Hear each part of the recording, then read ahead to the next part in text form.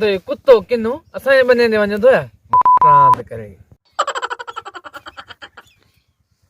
केड़े भणवे जो फोटो है पुराना शाला मां कुरानो है लूसी पी जवाना लूसी हले न डर पुराना तुझी उम्र जो ख्याल तो ज्ञान आते थे पटको धूड़ करे वञा यार पुराने जो दिमाग खराब थी वियो घर रही नथा मरन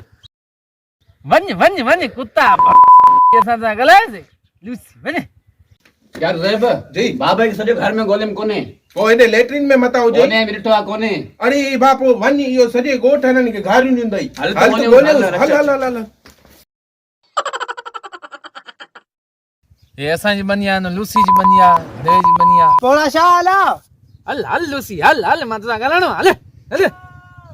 बुद्धू कुराना तुंहिंजी अशी ॾाढी असां लिहाज़ था कयूं न त असां तोखे रुंबे छॾियूं काॾे वियो यार काॾे वियो बाबो ओयो वेठो थी ओयो हमरा के गारियूं तो ॾेई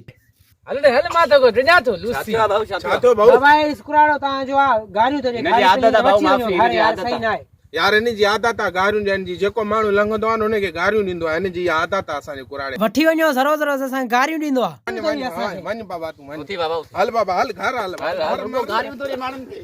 हल दादा घर वेही रे सभई लूसी सभई कुत्ता न ना ना सभई आहिनि लूसी हल घर वे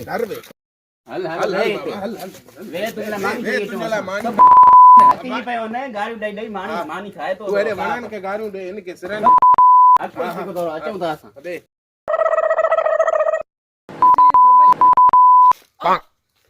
छा थियो बाबा छा थियो मां मरां थो मुंहिंजी हिकिड़ी ख़्वाहिश आहे मां माण्हुनि खे किनियूं गारियूं ॾिनियूं आहिनि तव्हां अहिड़ो कमु कयो जे उहे ई माण्हू मुंहिंजी नेकी कनि मरी वियो छा हा वई बा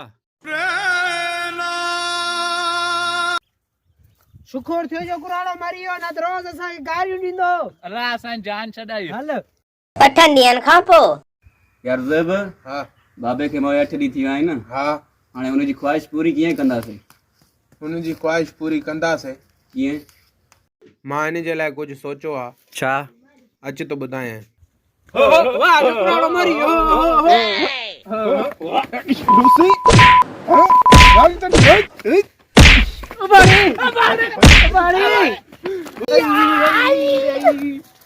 ताको तो तव्हांजो पी भलो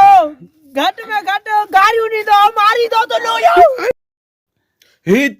ॿुध मञनि न हा यार हा मञनि त हिननि जो बाबो भलो बाबे जी तारीफ़ थी वई हा मता न मनी बाबा तुझी ख्वाहिश पूरी कईसीं हाँ हा